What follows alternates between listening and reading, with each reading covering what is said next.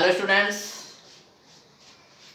एक और नई वीडियो, शानदार वीडियो जो थोड़ा सा अलग है, बिल्कुल डिफरेंट है, जिससे और बहुत मोस्ट इम्पोर्टेंट है। इस पूरी वीडियो मैंने इसलिए अलग बनाई है वीडियो क्योंकि जो इसमें जितने भी परिपथ होंगे उसमें वैद्युत प्रतिरोध भी होगा और संधारित्र भी होगा। ठीक है, दोनों होंगे। तो इनको कैसे न्यूमेरिकल को हल करें, ठीक है, तो देखते हैं कैसे स्टार्ट करें। सवाल आपके सामने है, देखिए।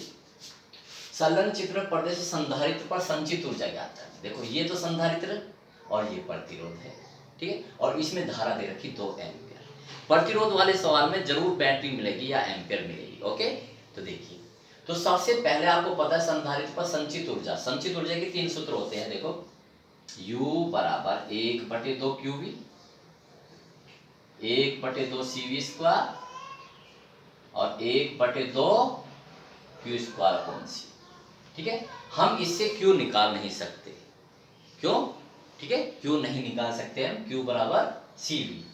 ठीक है, तो निकाल भी सकते हैं Q बराबर CV से, C दे रखा हमने, इसके बीच में वोल्टेज निकाल देंगे। लेकिन हमें तो डायरेक्ट क्या निकालना है इसके बीच में, चलो हम आवेश भी निकालते हैं, ये बहुत अच्छी बात है। इस पर हम आवेश भी निकालते हैं और इसके बीच विभवांतर भी निकालते हैं और संचित ऊर्जा तो बाद में आ ही जाएगी सब चीज। ठीक है, तो बस सीधी से हम ये फंडा करेंगे। देखिए, ये धारा जब ये ऐसे चली, ठीक है, तो इसका तुल्य प्रतिरोध निकालेंगे। ठीक है, तुल्य प्रतिरोध देखो ये, ठीक है, और ये धारा इतने में बह रही है। ठीक है, तो देखिए इसे मैं ऐसे लिख लेता हूँ, ये बिंदु क्या है A और ये बिंदु B है और ये बिंदु C है और ये बिंदु D है। ठीक है, तो देखिए इसके बीच विभवांतर बिंदु A और B के बीच में, तो ये किसमें है, तुल्य। तो आप लिख दीजिए परिपथ सॉल्यूशन, सॉल्यूशन लिखिए।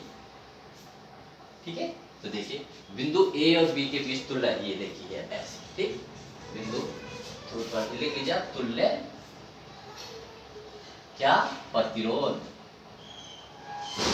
तुल्य प्रतिरोध, क्योंकि सारे श्रेणी क्रम में जो धारा इसमें जा रही है वो धारा इसमें जा रही है, उसमें जा रही, प्रतिरोध, तुल्य प्रतिरोध R बराबर, डायरेक्ट कर लीजिए, ये डायरेक्ट ही हो जाया करेंगे। कितना, 2 + 3 + 5 2 3 5 में 10 ओम।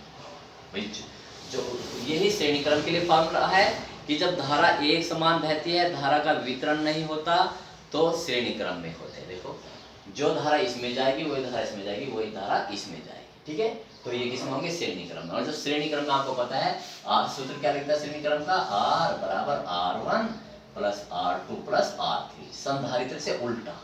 ठीक है, तो ये 10 ओम हो गए। अब इसके बीच में विभवांतर देते हैं, ठीक है ना, आता है बिंदु A व B के बीच विभवांतर, बीच विभवांतर ओम के नियम से विभवांतर निकालते हैं, ओम के, मैं और बहुत अच्छी तरह से लिखता हूं, ओम के नियम से। तो V = IR, देखो है ना, तो कितना होगा, I कितना है 2, तो इनमें सब में कितनी धारा है 2। अब तो आप इसको एक ही मान लीजिए, कितना है 10 ओम। 10 ओम में कितनी धारा बह रही है, I बराबर 2, तो V = I कितना है 2 और यह है 10, तो V = कितना हो गया 20 वोल्ट। जो इनके बीच विभवांतर होगा वो इन दोनों, क्योंकि भाई इन दोनों का जो तुल्य प्रतिरोध है ये और ये किस में है, समांतर क्रम में, और समांतर क्रम में विभव समान होता है। देखो स्टूडेंट, मैं अच्छी तरह बता देता हूँ और भी। देखो इन तीनों का निकाल कर तुल्य यही तो आया, ध्यान रख लीजिए, तुल्य ये लीजिए कितना है, ये 10 ओम आया। ठीक है, अब जो इसके जो यहाँ विभवांतर होगा वो यहाँ पर विभवांतर होगा, क्योंकि किसमें है, ये समांतर क्रम में है। ठीक है, तो इसमें देखिए, इसमें कितना क्रम आया, ये 2 10 में 20, तो ये आ गया 20 वोल्ट, ये इतना हुआ। तो लिखने की जरूरत नहीं है, 2 नंबर का सवाल है तो लिख लीजिए। आता है, अब ना हम निकाल सकते हैं, आता है आवेश निकाल लीजिए। अतः संधारित्र, मैं तो पूरा सवाल कर रहा हूँ, पूछ नहीं रहा, हालांकि अब तो मैं ये फार्मूला लगा दूंगा 1/2 CV स्क्वायर, लेकिन मैं इस पे आवेश भी निकाल रहा हूँ। अतः संधारित्र पूछा नहीं है, लेकिन मैं निकाल रहा हूँ। अतः संधारित्र पर आवेश, भाई विभवांतर आएगा संधारित्र पर, तो आवेश फार्मूला कौन सा, Q बराबर CV।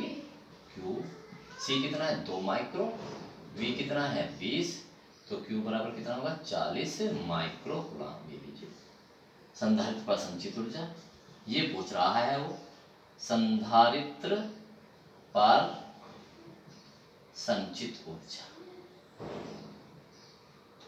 तो U बराबर 1/2 क्यू भी लगा लो, तो आसान वाला 1/2 क्यू की वैल्यू कितनी 40 माइक्रो, ध्यान रखना माइक्रो, V कितना है 20, तो इससे कट गया 10, कितना होगा 400 माइक्रो, या माइक्रो की वैल्यू रख दो 10 की घात -6, तो कितना आ गया 4 गुना 10 की घात -4 जूल।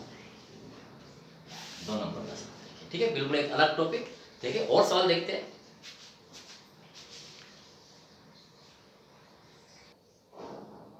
देखिए स्टूडेंट्स, फिर ये संधारित्र है, ये प्रतिरोध है, ये इनमें भेजने वाली धारा या इसको संचित करने वाली है। देखिए वास्तव में प्रोसीजर क्या होता है, जब किसी परिपथ में संधारित्र भी होता है और बैटरी भी होती है और प्रतिरोध भी होता है, ठीक है। जब प्रतिरोध तो वास्तव में ये होता है, यहाँ से आवेश चला, ठीक है ना, आवेश इसे संचित कर देगा, ठीक है, इसमें धारा प्रवाहित कर देगा, ठीक है। यहाँ से आवेश क्यों चला, जो आवेश इसमें चलेगा वो तो इसमें धारा उत्पन्न कर देगा, और वो आवेश यहाँ पर जाके इकट्ठा हो जाएगा, संचित हो जाएगा। जब ये पूरी तरह से संचित हो जाएगा तो फिर क्या होगा, फिर धारा आवेश इधर नहीं जाने का, ठीक है, फिर आवेश ऐसे ही बहेगा, ठीक है, इसमें धारा बहेगी। तो मैं लिख देता हूँ, देखिए ये AB और ये CD, ठीक है। तो देखिए स्थायी अवस्था में थोड़ी वो, और ये अवस्था कितने क्षण भर के लिए 10 की घात में 6 सेकंड में आ जाती है।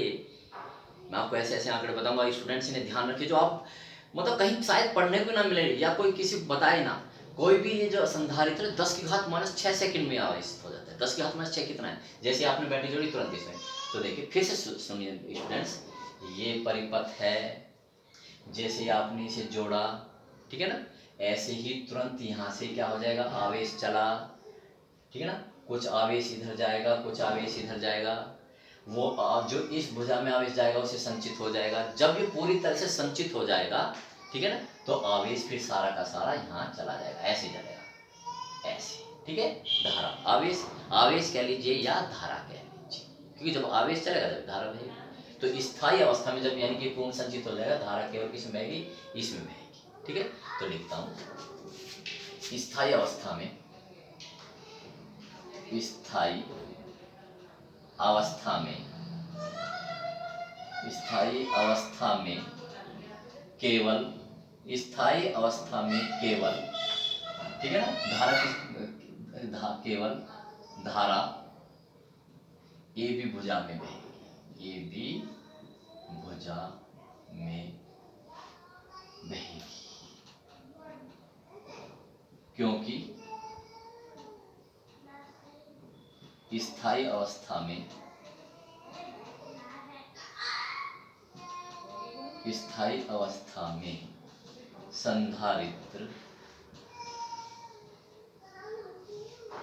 संधारित्र संपूर्ण रूप से क्या हो जाता है, आवेशित हो जाता है, पूर्ण रूप से आवेशित हो जाता है। उस स्थायी अवस्था किसे कहते हैं भाई, आप बताओ, आपकी स्थायी, जिसे हम संतृप्त कहते हैं, आप खाना खा रहे हैं, खाना खाते रहे जब आपकी इच्छा है, जब आप संतृप्त हो गए तब आप खाना बंद कर देंगे, ठीक है। तो ऐसे ही जब ये जितना इसे आवेश लेना है, आवेश पूरी तरह से भर चुकेगा, तो ये स्थायी हो जाएगा, यानी कि इसमें धारा नहीं बहेगी। तो संधारित्र पूर्ण आवेशित हो जाता है, पूर्ण आवेशित हो जाता है। मैंने पूरा लिख दिया, ठीक है ना। अतः CD भुजा में धारा नहीं बहेगी, भुजा में कोई धारा नहीं बहेगी, धारा नहीं बहेगी,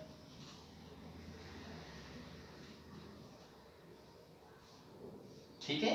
और आपको बता दें, ये लगाते के साथ स्थिति उत्पन्न, तो धारा ऐसे चले, मुझे क्या निकालना, संचित ऊर्जा, ठीक है। मुझे इस पे 3 चीज चाहिए, सारी चीज मैं इस पे निकालता हूँ, संधारित्र पे निकाल सकता हूँ। इसका C दिया ही हुआ है, संधारित्र C दिया ही हुआ है। यदि मुझे इसके बीच में विभवांतर मिल जाए V, तो मैं क्या निकाल लूँगा, Q भी निकाल लूँगा। कौन से फॉर्मूले से, Q बराबर C। तो मुझे ये V निकालना है, ये संधारित्र। अब देखिए, देखो उस लॉजिक से, जितना ए और बी के बीच विभवांतर होगा उतना ही ए और बी के बीच विभवांतर होगा। आप कहोगे सर इसमें धारा तो कहीं नहीं, तो विभवांतर कैसे होगा? भाई विभवांतर क्यों नहीं होगा? इसकी प्लेटों पर आवेश आ चुकेगा, जब आवेश होगा तो विभवांतर भी होगा, ठीक है। तो इसलिए तो जितना ए बी के बीच होगा उतना ही ए बी के, तो इसकी सहायता से, प्रतिरोध की सहायता से हम इसके बीच क्या निकालेंगे? विभवांतर। अब विभवांतर निकालते साथ हम सब कुछ निकाल सकते हैं संधारित्र का, ठीक है। तो देखिए अब यहाँ से चलने वाली धारा है, ठीक है। अब धारा ऐसे जा रही है, ठीक है ना। अब केवल इसके लिए लगा रहे, इतने परिपथ के लिए यूज कर रहे हैं। अब केवल कितना परिपथ यूज कर रहे हैं? इतना। तो देखिए अब एक बैटरी से चलने वाली धारा, बैटरी से चलने वाली धारा, अगर धारा नहीं दे रखी, फिर स्टूडेंट और समझिए, फिर इसके लिए भी एक सवाल बता देता हूं। अगर जैसे पहले वाले सवाल में धारा दी हुई थी, इसमें नहीं दी, तो पहले स्टेप में आप धारा निकलेंगे, यहाँ से कितनी धारा चलेगी, सबसे पहला स्टेप होगा। तो संधारित्र बैटरी से चलने वाली धारा, तो क्या देखो ये फॉर्मूला लगाओगे स्टूडेंट्स, I बराबर E upon R small r। फिर समझ लीजिए E क्या है? बैटरी का विद्युत वाहक बल, अगले चैप्टर में पढ़ाएंगे हम, ठीक है ना। बहुत मोस्ट इंपॉर्टेंट चैप्टर है जो E क्या है, जो यहाँ लिखा रहता है विद्युत वाहक बल, देखो 10 वोल्ट। और जो देखो ये स्टूडेंट्स मैंने ये क्या दिया, कहने साल ये क्या है? ये क्या है? सेल है। सेल को हम ऐसे दिखाते हैं, उसका वोल्ट विद्युत वाहक बल 10 और ये उसका आंतरिक प्रतिरोध होता है। ये सब आगे पढ़ाया जाएगा। ये दो एक क्वेश्चन ऐसे जो आप अच्छी तरह समझ लीजिए। ये जो डॉटेड लगाई यानी कि पूरे सेल के अंदर का दिखाया गया है। उस सेल का विद्युत वाहक बल कितना है? 10, जिसे हम E से रिप्रेजेंट करते हैं। ये V नहीं है स्टूडेंट्स, विभवांतर नहीं है, ये E है, विद्युत वाहक बल E। ये है जो इसके इस बॉक्स के अंदर जो प्रतिरोध होता है वो होता है आंतरिक प्रतिरोध, सेल का आंतरिक प्रतिरोध। ये बाह्य प्रतिरोध होता है, कैपिटल R। तो देखिए बताइए E कितना है? 10, कैपिटल R ये 4 और आंतरिक प्रतिरोध 1, तो 10/5, तो 2 एम्पीयर। ये जो धारा है तो यहाँ से 2 धारा चाहिए, यानी कि इसमें देखो ऐसा ना, तो इसमें कितनी धारा चलेगी? 2 एम्पीयर। हमें तो इसके बीच में विभवांतर चाहिए, है ना। आता है भुजा ए बी, या प्रतिरोध लिख लो, भुजा ए बी के बीच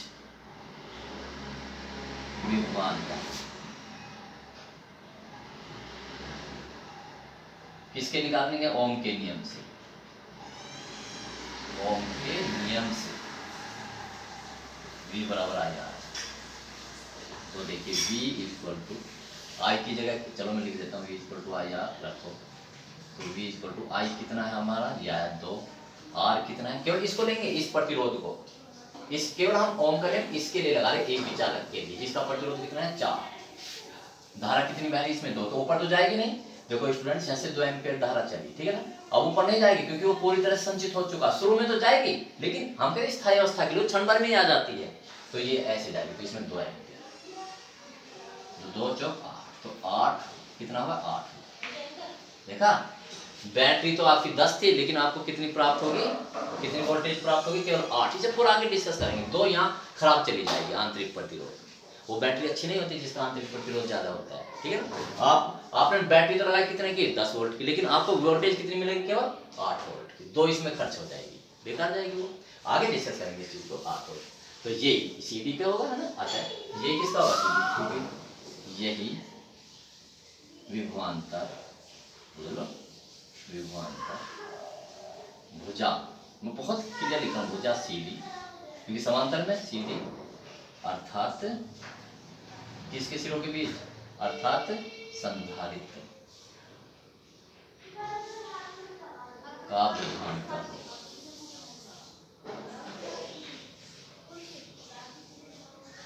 ठीक है, इतना बस आप लगा दीजिए। तो Q बराबर CV लगा दो। संधारित्र पर आगे सब चीज निकाल सकते हैं आप। विभव आ गया ना, संधारित्र पर आवेश Q बराबर CV। C कितना है? 2 माइक्रो। V कितना है? अभी निकाला हमने 8 वोल्ट, हमने लिख दिया 8 वोल्ट, ठीक है। विभवांतर होगा अर्थात ये लिख दो, मैं लिख देता हूँ VCD बराबर कितना? 8 वोल्ट। मैं ये भी लिख देता हूँ, आपको कोई करना ही है। तो 16 माइक्रो ये आ गया। पूछा नहीं था हालांकि, लेकिन उसने तो संचित ऊर्जा पूछी है। संधारित्र पर संचित ऊर्जा, U बराबर 1/2 Q भी लगा दीजिए। 1/2 क्यू कितना है, ये अभी निकाला हमने 16 माइक्रो, माइक्रो जब लगाया तो वी वी वी कितना है, अभी हमने निकाला था 8। ठीक है, तो आप इसे काट सकते हो, 2 चौका तो 64, 16 चौका 64 गुना 10 की घात -6, यह संख्या लिख सकते हैं 6.4 गुना 10 की घात -5 जूल। ये दो नंबर के सवाल है स्टूडेंट, 3 नंबर में भी दे सकता है। ओके, तो देखिए अच्छे लग रहे सवाल ये। अगला टॉपिक, नेक्स्ट टॉपिक थोड़े सा हाफ राइटिंग कराऊंगा, ठीक है। तो नेक्स्ट सवाल देखिए,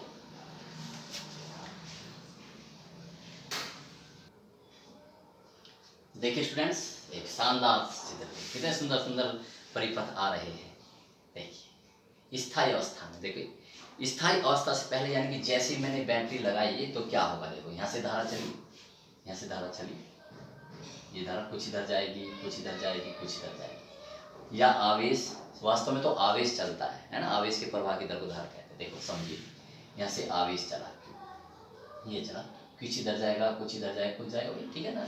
लेकिन क्षण भर में ही जब ये आवेशित हो जाएंगे यानी कि स्थायी अवस्था को प्राप्त कर लेंगे तो इधर से कोई धारा नहीं बहेगी में से, ठीक है, इसमें कोई धारा नहीं बहेगी, इसमें कोई धारा नहीं बहेगी, ठीक है ना, क्योंकि ये पूरी तरह से क्या हो जाएंगे, आवेशित हो चुकेंगे, फिर धारा केवल इसमें जाएगी। ठीक, तो देखिए मैं, तो आप पूरा बहुत कोर्स माइंड से समझ लीजिए, ये चित्र आ गया जिसमें संधारित्र भी है और प्रतिरोध भी है। चित्र आप कॉपी में बना लेंगे, ठीक है ना। स्थायी अवस्था में ही पेपर सोल्व करना है, क्वेश्चन वो दे या ना दे, ठीक है ना। तो सबसे पहले आप इनका भुजाओं के नाम लिखेंगे। अगर कुछ भुजा है, ये भुजा क्या मान लो AB, ये क्या मान लो CD, ये क्या मान लो EF, ये भुजा मान लो, ठीक है। तो देखिए, तो स्थायी अवस्था में इनमें कोई धारा नहीं बहेगी, कट भी लगा दो आप, स्थायी अवस्था में ये इनमें आवेश आ चुका, इसमें नहीं बहेगी, ठीक है। तो धारा जो बहेगी केवल ऐसे बहेगी स्थायी अवस्था में। ये लो मैंने पथ भी बना दिया, स्थायी अवस्था है ना, धारा ऐसे बहेगी, ठीक ऐसे। तो देखिए अब मैं लिख देता हूं, स्थायी अवस्था में, स्थायी अवस्था में संधारित्र पूर्ण रूप से आवेशित हो जाते हैं, आवेशित हो जाते हैं। अतः स्थायी अवस्था में, स्थायी अवस्था में, क्योंकि भाई आप पूर्ण लोगे तो अब इसमें आवेश नहीं जाएगा। स्थायी अवस्था में भुजा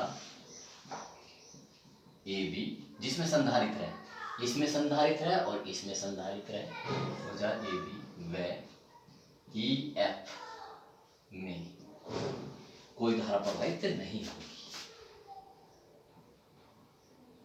कोई धारा प्रवाहित नहीं।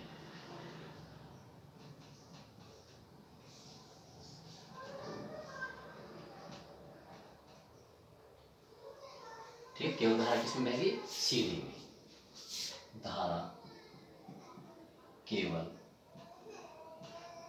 CD भुजा में बहेगी।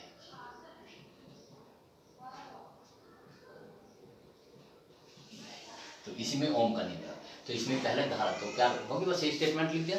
क्या बताया था जब मैंने जिसमें प्रतिरोध भी है, तो बैटरी से सबसे पहले क्या निकालेंगे, बैटरी से चलने वाली धारा।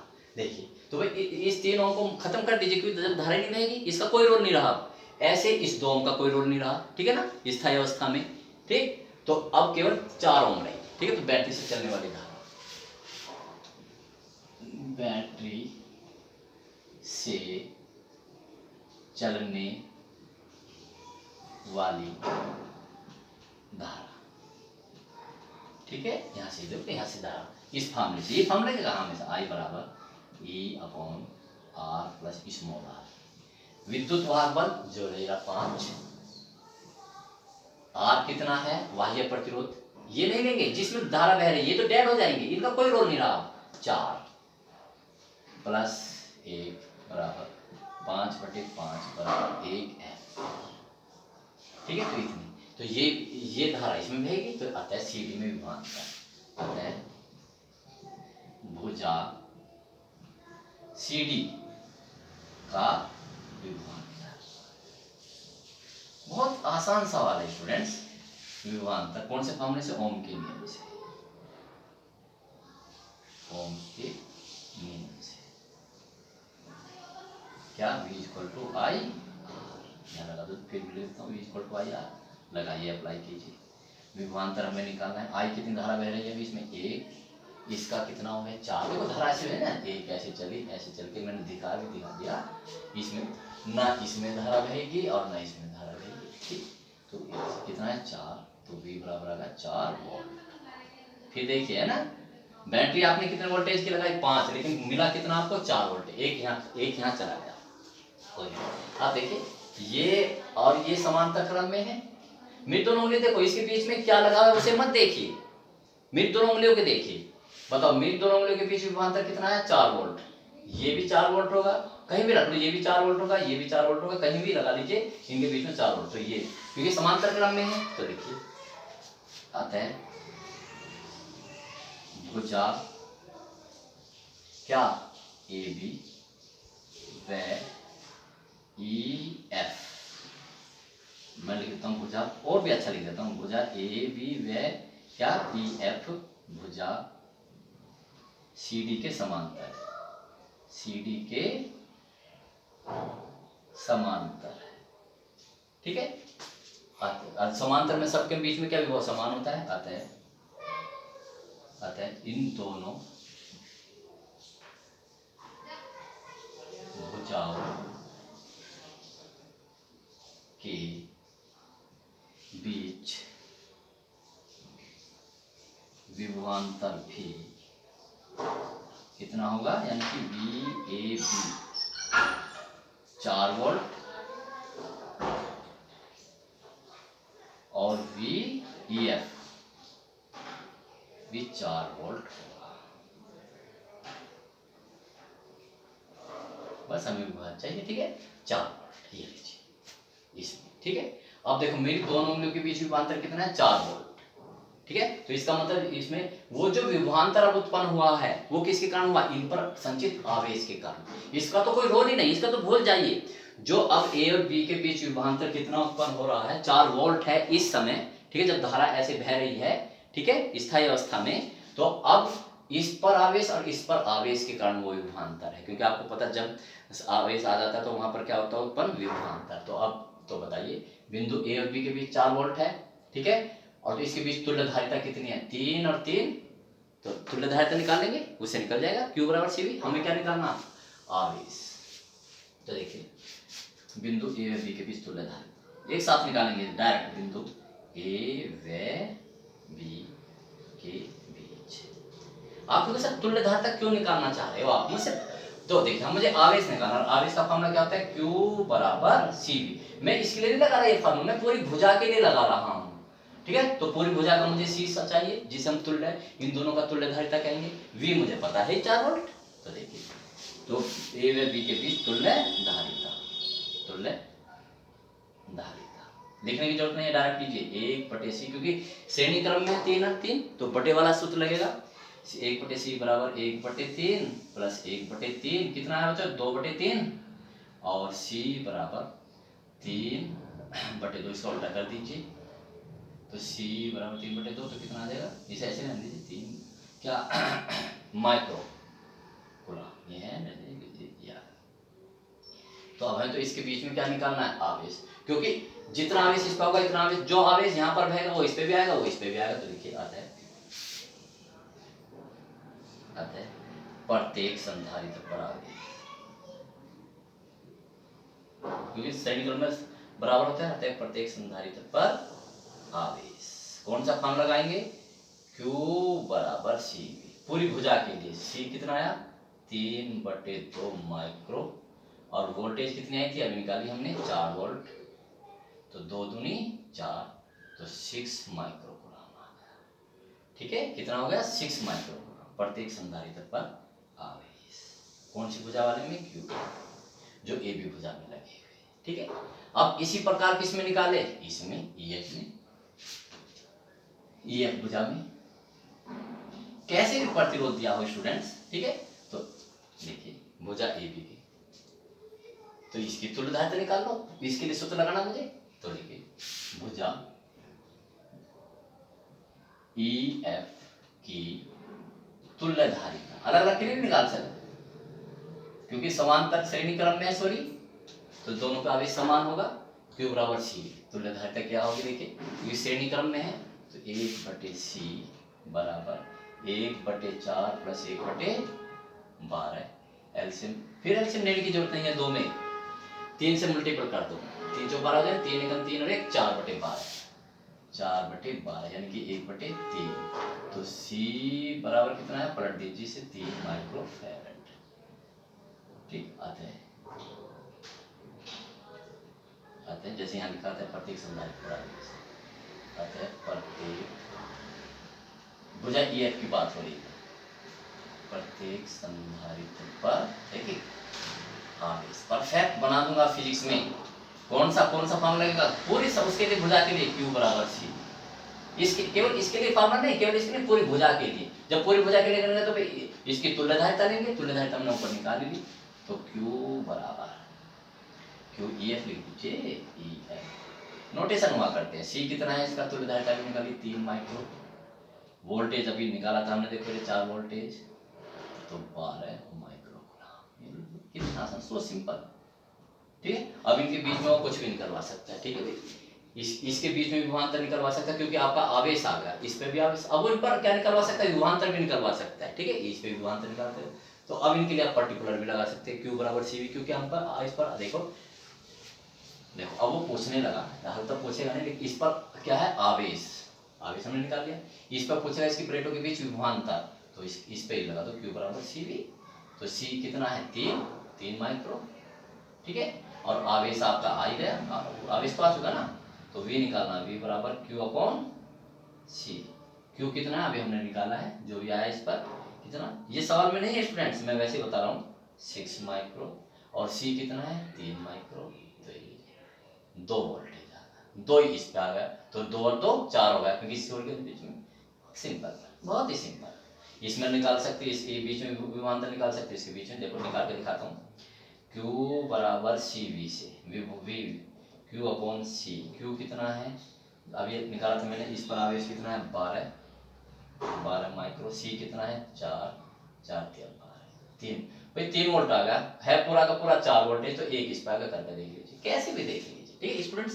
समझा कीजिए, से क्या कीजिए, बड़े मजे के सवाल है, ठीक है ना। तो देखिए आगे बढ़ते हैं,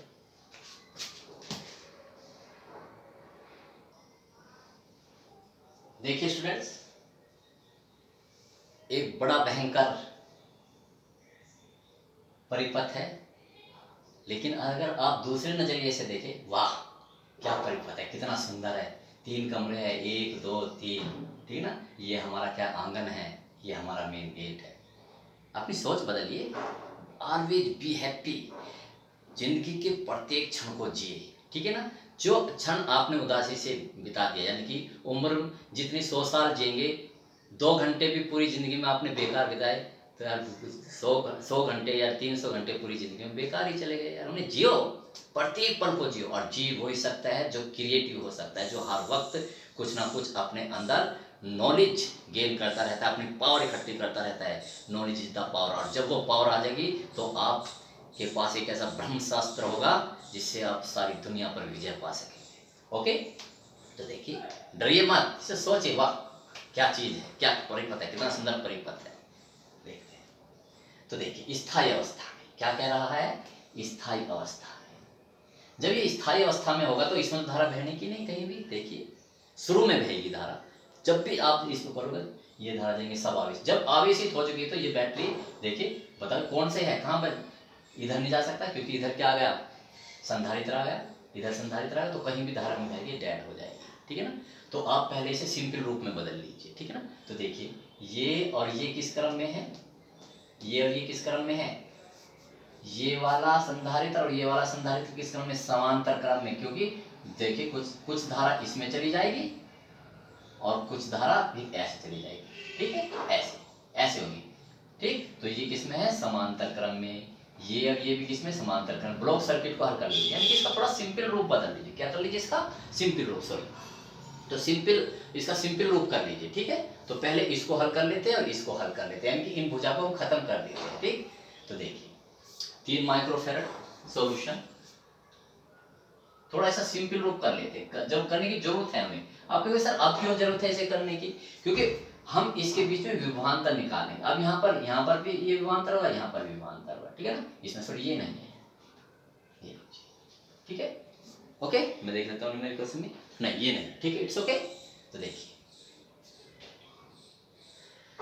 तो पहले इस ब्रैकेट को हल कर लेते हैं, जिससे कि भुजा साफ हो जाए। मेरी बात सुनिए बच्चे स्टूडेंट, देखिए मैं अपनी तरह ही सोचना चाहता हूँ, मैंने कि भाई मैंने तो आपको बताता चला। देखिए सोचिए, इसमें क्योंकि स्थायी अवस्था में कोई धारा नहीं बहेगी, इसलिए हमें कोई विभवांतर का नहीं पता चल रहा, जिससे हम फार्मूला लगा सके हम V बराबर IR। ठीक है, धारा ही नहीं बह रही किसी में, क्योंकि प्रत्येक उसमें क्या आ रहा है, बीच में रुकावट आ रही है।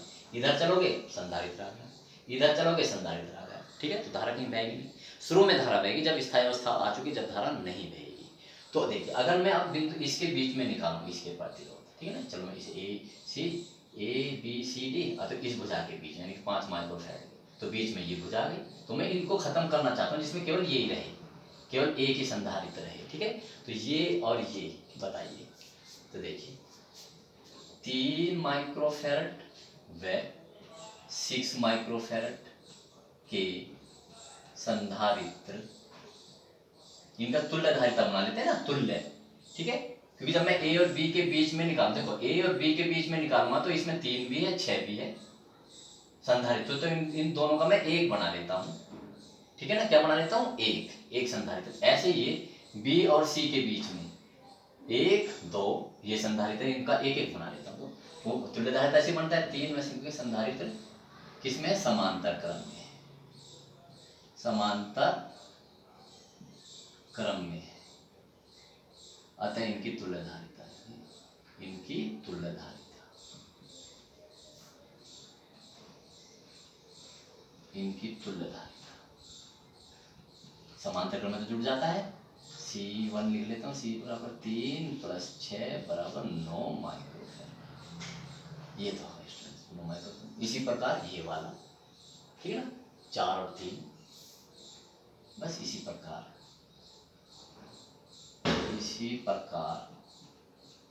4 माइक्रोफैरड व 12 माइक्रोफैरड समांतर क्रम में,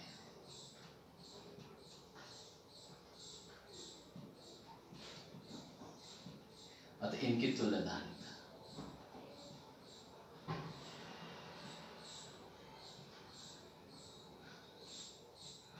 C2 मान लीजिए, ये भी समांतर क्रम में जुड़ जाएगा। C2 बराबर कितना भाई, 4 + 12 कितना, 16 हो जाएगा, 16 माइक्रोफैरड। कुछ भी अलग अलग भी हो सकते हैं, बराबर भी हो सकते हैं। ठीक है, ये देखिए आप, ये हो गया। अब देखिए मैं इसका इक्विवेलेंट रूप है ना आता है, और समझते हैं परिपथ का तुल्य परिपथ, परिपथ का तुल्य परिपथ, यहां बना रहा हूं तुल्य परिपथ। अब देखो इन दोनों को एक जगह मिला के बनाओ, देखो आप समझ जाएंगे। आप इन दोनों का एक ही लिख दिया,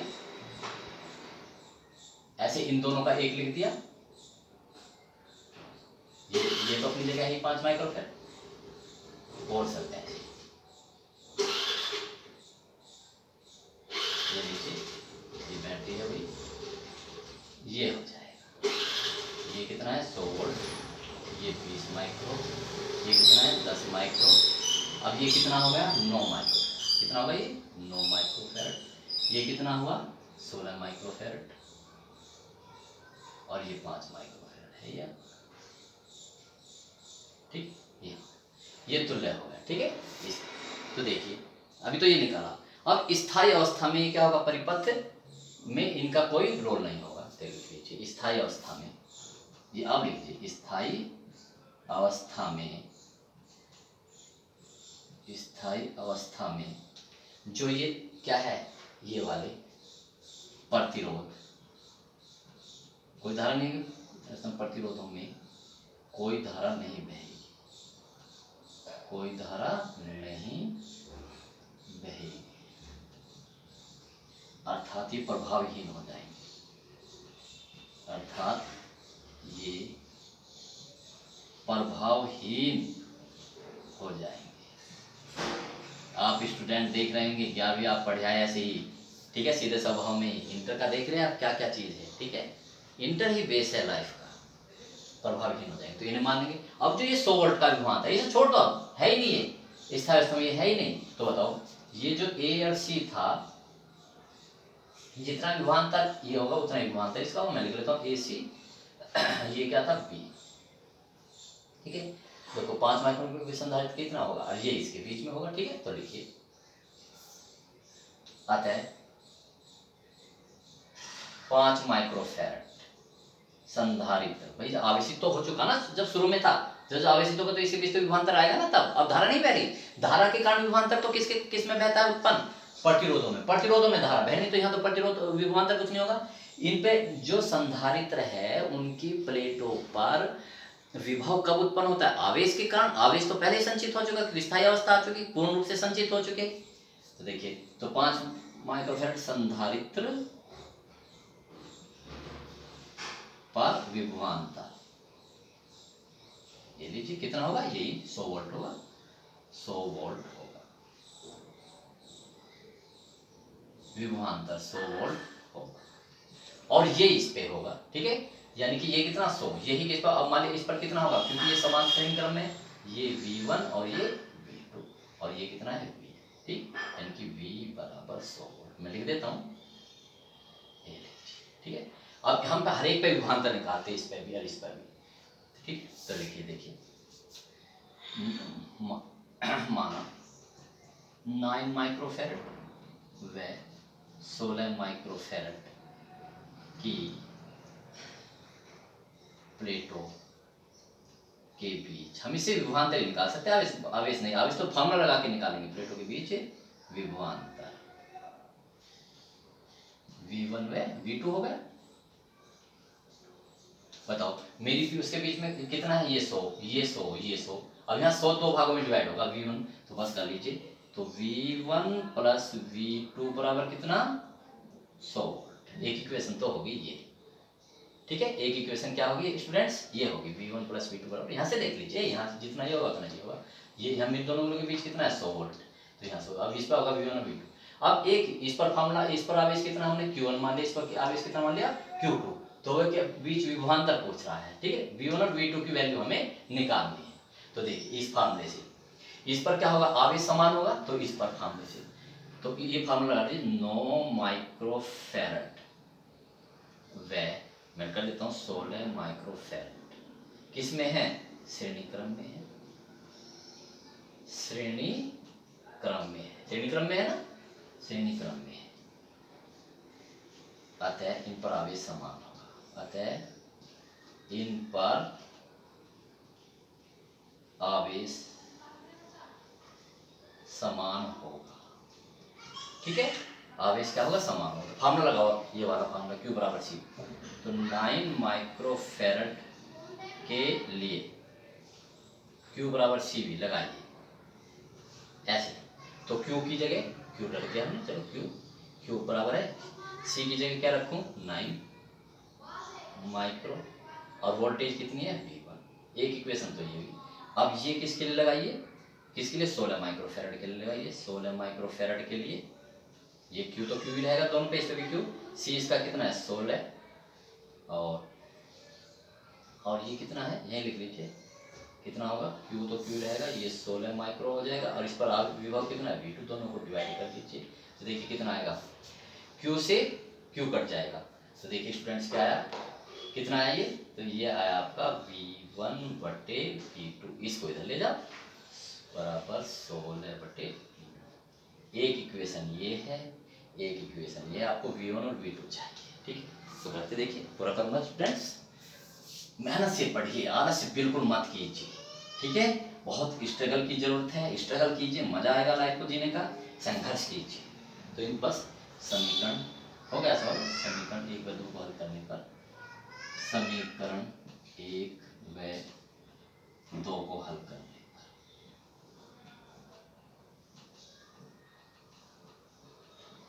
बार बार वीडियो देखिए, समझ आया मैंने तुरंत मुझे कॉल कीजिए। तो देखो बस v1 की वैल्यू रख दो यहाँ से, ठीक है ना। तो v1 की जगह रख दो, तो v1 कितना, चलो v1, चलो ये v1 तो है ही, v1 बराबर v1 प्लस v2 की जगह रख दो, तो चलो इसकी जगह रख रहे हैं, ये v2 इधर चला जाएगा ना, तो v1 बराबर कितना हो जाएगा 16/9 v1 v2। भाई देखो यहाँ से v1 की वैल्यू निकालोगे ना, ये v2 इधर चला गया 16/9 v2 प्लस यहाँ रख दिया v2 है ये v2 कितना हुआ है बराबर 100, 100 कीजिए से कितना होगा 16 × 16 और 9 × 9 और 16 25, ये आएगा 25 v2/9 बराबर 100, 25 चौका 100, ठीक है। तो v2 कितना आ गया 45 वोल्ट आ गया। कितना सुंदर आंसर है भाई, जब दोनों का 100 है, इसकी v2 की वैल्यू यहाँ रख दो, तो v1 प्लस v2 की जगह क्या रख दिया 45, कितना बचा ये 100 है, तो v1 कितना होगा 100 माइनस 45, यानी कि v1 कितना आएगा 55 आ गया। देखो फ्रेंड्स 55, ठीक है। लेकिन हमें तो किस किस के बीच में विभवांतर निकालना है, बिंदु ए और सी के बीच। ये रहा देखो बिंदु, ये रहा ए और ये रहा बी, ठीक है ना। इसमें से केवल ये है और इस पे विभवांतर भी तो आता है, बस ये आंसर आता है बिंदु ए व बी के बीच विभवांतर कितना आया, अभी हमने निकाला विभवांतर v1। पर देखो यहाँ देखो, यहाँ से चले ये, तो ये v1 ही तो है, तो v1 कितना 55 वोल्ट और ये देखो BC, ये रहा BC, इसके बीच में ये तो खत्म है, ये आ रही है, ठीक है। इसके बीच में 100 वोल्ट है, उसका मान लगेगा हम, तो देखो ऐसे चलेंगे, इसके बीच में बात, यहाँ उंगली रखी, इन दोनों उंगली, ये डेड हो गया, देखो ये तो डेड हो गया, इसका कोई अर्थ नहीं, बस एक संधारित्र बचा, इस पर v2 है, तो ये इसमें विभवांतर हुआ बिंदु B व C के बीच विभवांतर v2 बराबर कितना आया था 45।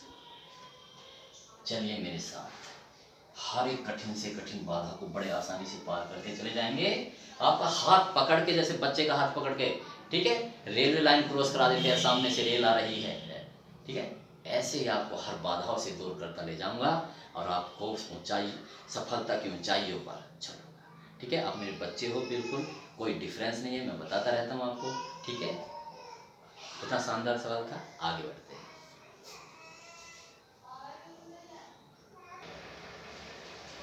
देखिए स्टूडेंट्स, एक और सवाल, ठीक है, बहुत अच्छा सवाल।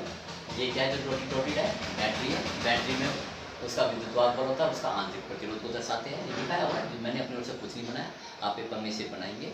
और स्थायी अवस्था में क्या करें, प्लेटों पर आवेश बनाना है।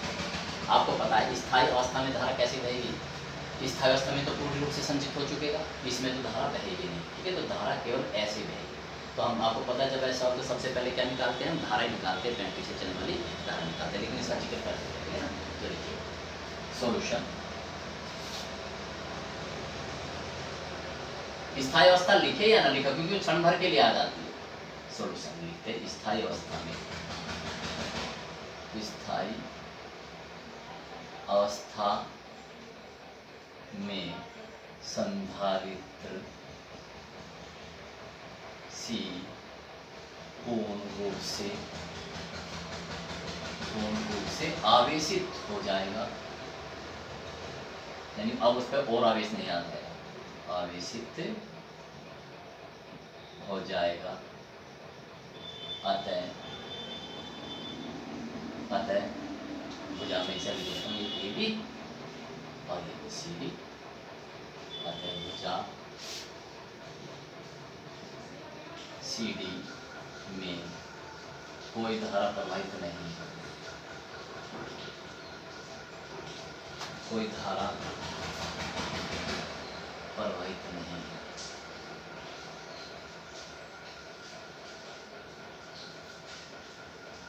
धारा केवल AB भुजा में प्रवाहित, AB भुजा में प्रवाहित,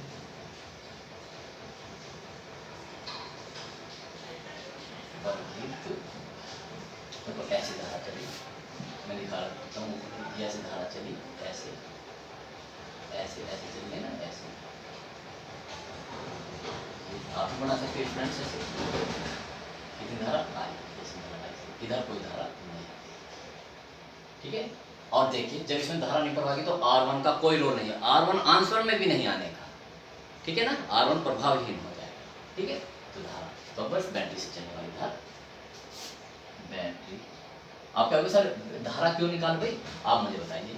मैं इसी सिरों के बीच क्या निकालूँ, विभव। जितना विभव इसके बीच में होगा उतना ही विभव इसके बीच में होगा, ठीक है। इसकी हेल्प इतनी लेनी पड़ेगी ओम के नियम से, ठीक। तो बैटरी, इसके लिए धारा चाहिए बैटरी से चलने वाली धारा।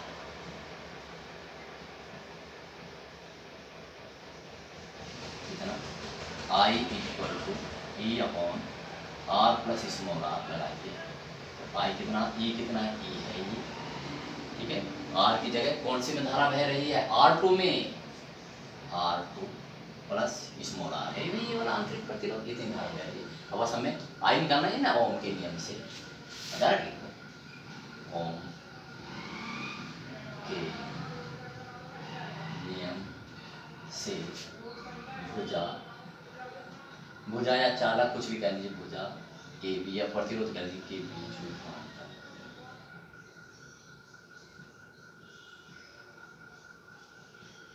क्या फॉर्मूला होता है, V equal to I R लगाइए। तो V इक्वल टू आई की जगह, चलो फिर से लिख रहा हूँ, V equal to I R. तो V इक्वल टू आई की जगह ये E अपॉन R2 प्लस ये आ गया, ठीक है। अब यही देखो क्योंकि समांतर क्रम में है, क्योंकि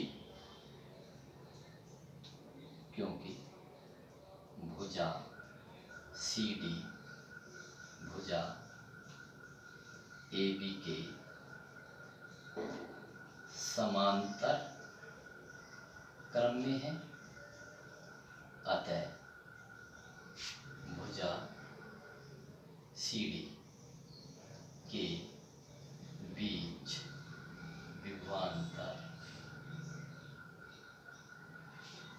भी, क्योंकि V equal to E upon R2 plus R ही होगा।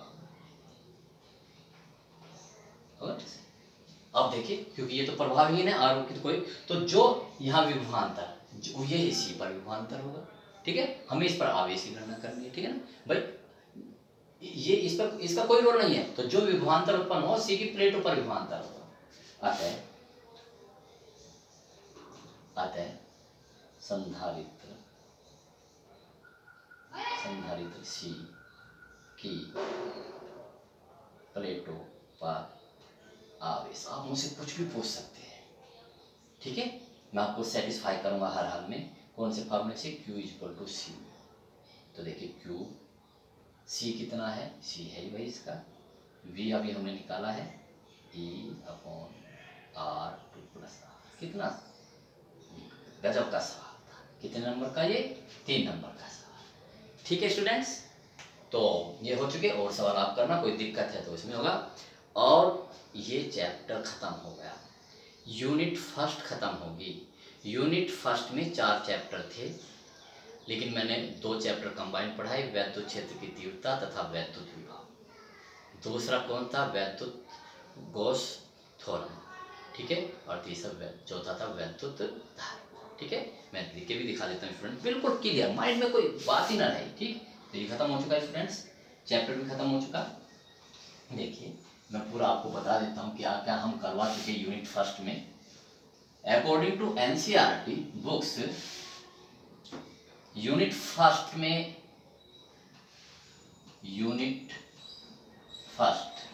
कौन कौन से लेसन थे। लेसन नंबर 1 था वैद्युत, नाम भी लिख देता हूँ, वैद्युत आवेश तथा वैद्युत क्षेत्र, ये चैप्टर का नाम था, वैद्युत क्षेत्र। लेसन नंबर 2 है गोसपर्मी थी लेसन नंबर 2 में। लेसन नंबर 3 में है वैद्युत विभव, और लेसन नंबर 4 है धारिता व परावर्तन। पूरे लिख देता हूँ, वैद्युत धारिता व परावर्तन, ये चैप्टर का नाम था, यूनिट फर्स्ट। ये वाला चैप्टर और ये वाला चैप्टर मैंने एक साथ पढ़ा कंबाइन, ठीक है। तो ये सारे लेसन हो चुके हैं स्टूडेंट्स। और इसमें ये भी लिख लीजिए, इसमें से बिल्कुल जस्ट इसमें से कितने नंबर का आएगा, 8 नंबर का।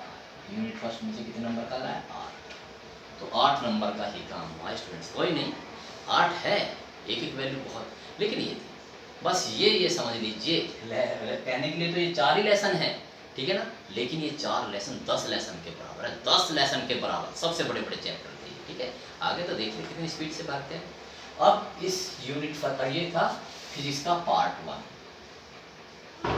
फिजिक्स पार्ट, मैं लिख भी दूंगा फिजिक्स पार्ट 1, भाग 1 लिखा दूंगा, फिजिक्स भाग 1, ठीक है। अब भाग 1 में तो मैंने 1 यूनिट कराई है और भाग 2 स्टार्ट कर रहा हूँ। कितना, भाग 2, फिजिक्स का कौन सा भाग स्टार्ट कर रहा हूँ मैं, कल से अलग अलग यूनिट फिजिक्स में भाग 2, ठीक है। उसी में पढ़ाऊंगा, उसमें मैं पढ़ाऊंगा क्या, ऑप्टिक्स। कल से वीडियो आएगी, तो इसे आप उसको डाल लीजिए पहले क्रम पर या कहीं भी, ठीक है। इस फिजिक्स भाग 1 को मैं यहीं स्टॉप करता हूँ, फिजिक्स भाग को मैं अगली वीडियो में करूँगा स्टार्ट, ठीक है ना। तो आप इसका फर्स्ट यूनिट का आप तैयारी करते रहिए, टेस्ट लूँगा, ठीक है। बिल्कुल आप समझिए, देखिए परिस्थितियों को अपने अनुकूल बनाइए। परमवीर, वीर नहीं परमवीर, सुपर परमवीर, बहादुर वो स्टूडेंट होता है जो जैसी भी विषम से विषम परिस्थिति है उसे भी अपने काबू में कर दे, कांटों को भी फूल बना दे, ठीक है। लॉकडाउन चल रहा है, विषम परिस्थिति है पूरे वर्ल्ड के साथ, और अभी तो आनी बाकी है, तो क्या हुआ, हम इस परिस्थिति को अपने अनुसार ढाल लेंगे। तो इसलिए जैसे क्लास में हम टेस्ट लेते थे, वैसे इस यूनिट का टेस्ट मैं बता दूंगा कब लूँगा, तैयारी करते रहिए, जल्दी से नहीं लूँगा, कम से कम 15 दिन बाद लूँगा, जिससे कि आप भी हो जाएंगे, ठीक है। It's okay, welcome, best of luck, good luck.